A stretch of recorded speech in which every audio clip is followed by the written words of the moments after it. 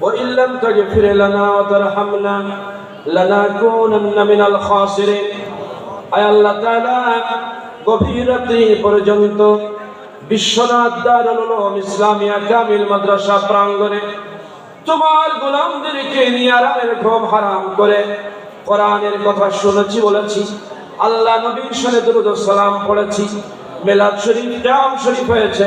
মেহেরবানি করে যাবতীয় নেক আমলগুলো আপনার আদালতে আখিরাতে আদালতে ইলাহিতে আপনি কবুল আর মঞ্জুর করে নেন। দুরুদ ও সালামের হাদিয়া আদায় করেছেন, ওয়াজ নসিহতের হাদিয়া আদায় করেছেন, সমস্ত হাদিয়াটুকুন লক্ষ লক্ষ কোটি গুণ বাড়াইয়া প্যারা নবী বন্ধু নবী নবীদের নবী আকাশের নবী জমিনের নবী কুল কায়নাতের নবী হুজুর আকরাম জনাব মুহাম্মদুর রাসূলুল্লাহ সাল্লাল্লাহু তাআলা আলাইহি ওয়াসাল্লামের রওজা আতহারে সবের হাদিয়াগুলো পৌঁছে দেন। আয় আল্লাহ, নবীজি কে আবু জাহেল দেখেছে, উতবা সাইবা দেখেছে, ঈমান আনে নাই। তোমার হাবিব তোমার বন্ধু তোমার প্যারা নবীকে আমরা দেখি নাই।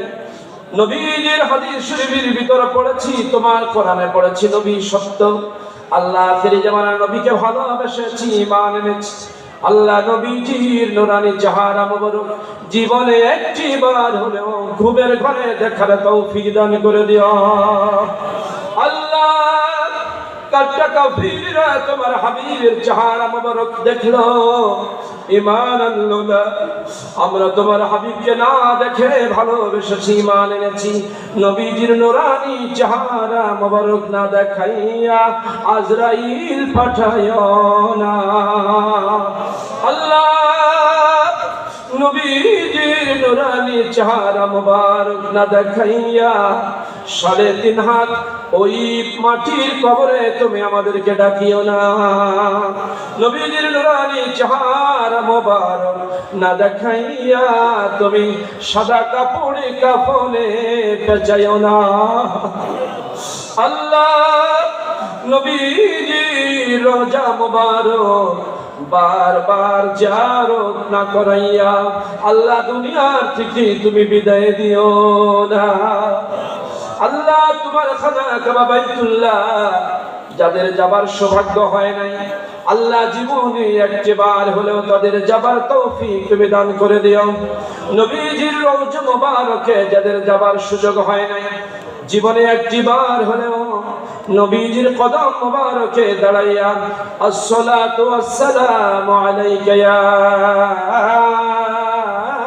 রাসূলুল্লাহ, আসসালাতু ওয়াসসালামু আলাইকা ইয়া হাবিবাল্লাহ বলে সালাম দেওয়ার তৌফিক দিও।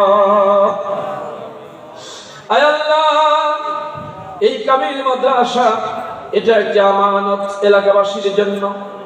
আল্লাহ কামিল মাদ্রাসার ছাত্র দিয়ে তুমি মাদ্রাসা থেকে ভরপুর করে দাও আল্লাহ। তোমার নবীজি বলেছেন কুল্লুকুম রাঈন ওয়া কুল্লুকুম মাসউলুন আন রাইয়াতিহি। আল্লাহ প্রত্যেক দায়িত্বশীল ব্যক্তিকে দায়িত্বের ব্যাপারে জিজ্ঞাসা করা হবে। আল্লাহ এই সমাজের দায়িত্বশীল যারা, মাদ্রাসার দায়িত্বশীল যারা, এ মসজিদের দায়িত্বশীল যারা, এ দেশের দায়িত্বশীল যারা, পরিবারের দায়িত্বশীল যারা, সকলকে তার দায়িত্ব অনুভূতি তার ভিতরে তুমি জাগ্রত করে দাও আল্লাহ। অনেক জালেমেরা স্বৈরাচারের দোষর হয়ে কাজ করেছে। আলেম আল্লাহ আলেম হয়ে স্বৈরাচারের দোষর হতে পারে আল্লাহ। এই স্বৈরাচারের দোষরদেরকে তুমি জাতির সামনে তাদের মুখ উন্মোচন করে দাও, তাদের চেহারাকে উন্মোচন করে দাও আল্লাহ।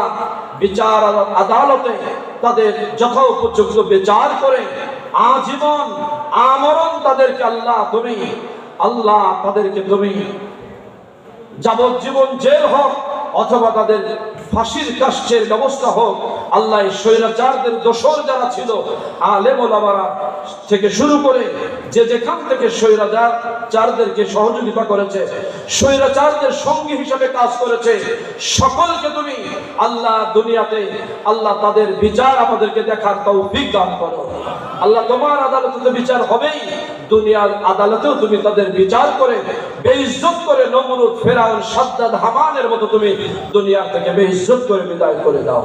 হেদায়েত যদি তাদের নসিবে হয় সাইয়েদনা হযরত ওমরের মতো তাদেরকে হেদায়েত নসিব করে দাও। আল্লাহ স্বৈরাচারদের হাত থেকে বাংলাদেশকে তুমি বাঁচাও। আল্লাহ নাস্তিকদের হাত থেকে বাংলাদেশকে তুমি বাঁচাও।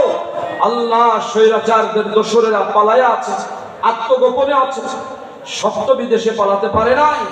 আল্লাহ স্বৈরাচারের দোসর যারা এখনো আত্মগোপনে আছে, আল্লাহ ওদেরকে তুমি তওবা করে খাঁটি মুসলমান হবার তৌফিক দাও। আল্লাহ যদি তওবা নসিব না হয়, ঘরের ভিতরে প্যারালাইজ দিয়ে ওদেরকে জনমের তরে ফেরাউনের মতো আল্লাহ তুমি বিদায় করে দাও।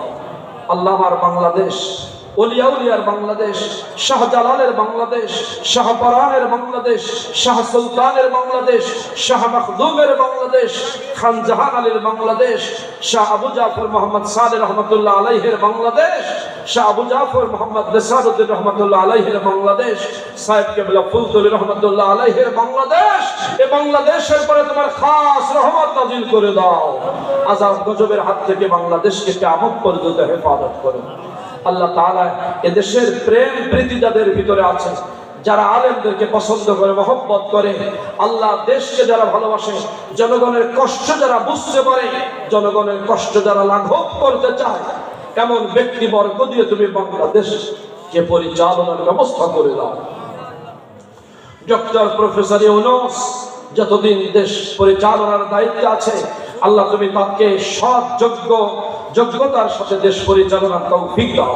আল্লাহ শোনা যায় লোকটি নামাজ কালামও ঠিক মতো পড়ে না, তুমি ওমরের মতো হেদায়েত তাকে নসিব করে দাও। আল্লাহ তাকে ইসলামের বন্ধু হিসেবে কবুল করে নাও। আল্লাহ লোকটা বড় ভালো সরল মানুষ, আলেম ওলামাদের বিদ্বেষী না, ইসলাম বিদ্বেষী না, দেশের শত্রুও না, মানবতার কল্যাণকামী একজন মানুষ। তুমি তাকে ইসলামের জন্য কবুল করে নাও। আল্লাহ তাকে তুমি ইসলামের জন্য কবুল করে নাও। আল্লাহ তার যারা উপদেষ্টা মণ্ডলীতে আছে তাদেরকে ইসলামের বন্ধু বানাইয়া দাও। বাংলাদেশকে কিয়ামত পর্যন্ত স্থায়ীভাবে নাস্তিক স্বৈরাচার মুক্ত করে দাও। আল্লাহ এলাকাবাসীর উপরে তোমার খাস রহমত নাজিল করো। যারা টাকা পয়সা দিয়েছে, বুদ্ধি পরামর্শ দিয়েছে, যুবকেরা, বিশেষ করে মাওলানা আব্দুল খালেক সাহেব এবং আমার ভাই শাহজাহান সাহেব অক্লান্ত পরিশ্রম করেছে। ভারপ্রাপ্ত অধ্যক্ষ মহোদয় অত্যন্ত সরল এবং যোগ্য মানুষ। আল্লাহ তাআলা তার দায়িত্বের ভিতরে তুমি খুলুসিয়ত দান করো। আল্লাহ তার যোগ্য নেতৃত্বে, আল্লাহ তার সহকর্মী বৃন্দকে নিয়ে এই মাদ্রাসাটিকে আল্লাহ ভঙ্গুর অবস্থা থেকে আবার সুন্দরভাবে ঢেলে সাজানোর তৌফিক দান করো। স্বৈরাচারের দোসর যেন এই বাংলার জমিনে আর এক মুহূর্তের জন্য বাংলার জমিনে রাস্তাঘাটে বের না হতে পারে, সে ব্যবস্থা তুমি গায়েব থেকে করে দাও। আল্লাহ তাআলা তুমি আমাদের দোয়া মনোজাত তোমার বন্ধু নবীনা মুহাম্মদ সাল্লাল্লাহু তাআলা আলাইহি ওয়াসাল্লামের ওসিলায় কবুল আর মঞ্জুর করে নাও। আমি একটি মিনিটের জন্য আপনাদেরকে ছেড়ে দিলাম। যার যে দুঃখ বেদনা, অভাব অনটন আছে, আল্লাহকে বলুন ইযা সাআলতা ফাসআলিল্লাহ। আল্লাহ বলছেন কিছু চাইলে আল্লাহর কাছে চাও। আল্লাহর কাছে চান, যিনি দিতে পারবেন। মন্ত্রীও দিতে পারবে না, প্রধানমন্ত্রীও দিতে পারবে না, ডক্টর ইউনূসও দিতে পারবে না। আল্লাহ যদি আপনাকে দেয়, আপনি পাবেন। যার মনের যে চাওয়া পাওয়া আল্লাহর সাথে চাওয়া পাওয়া গুলো করেন। 1 মিনিট নীরবতা নয়, 1 মিনিট মনে মনে আল্লাহকে বলেন।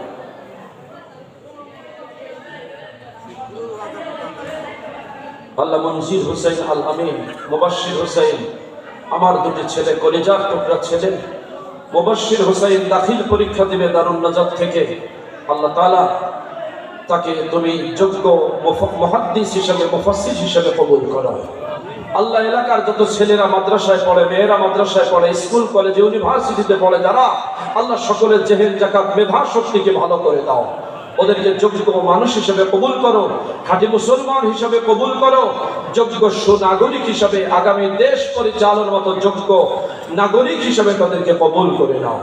আয় আল্লাহ তাআলা, পর্দার আড়ালে আমার মায়েরা হাত তুলেছে, বোনেরা হাত তুলেছেন, মা বোনদের হাতগুলো তুমি কবুল করে নাও।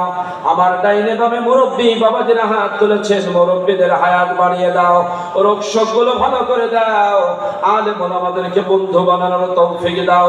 আয় আল্লাহ তাআলা, ৩৬ জুলাই ২০২৪ আল্লাহ স্বৈরাচার বিরোধী গণ অভ্যুত্থানে ছাত্র আন্দোলনে যারা শাহাদাত বরণ করেছেন, আল্লাহ বিশেষ করে বুক পেতে দিয়েছে বাতিলের সামনে আমাদের প্রিয় ভাই শহীদ আবু সাইদ রাহিমাহুল্লাহ, মুগ্ধ তাহমিদ সহ প্রায় 2000, আল্লাহ 2000 মানুষ যারা ঈমান নিয়ে কবরে শুয়ে আছে, আল্লাহ বিনা হিসাবে তুমি তাদেরকে শাহাদাতের মর্যাদা দিয়ে জান্নাত নসিব করে দিও।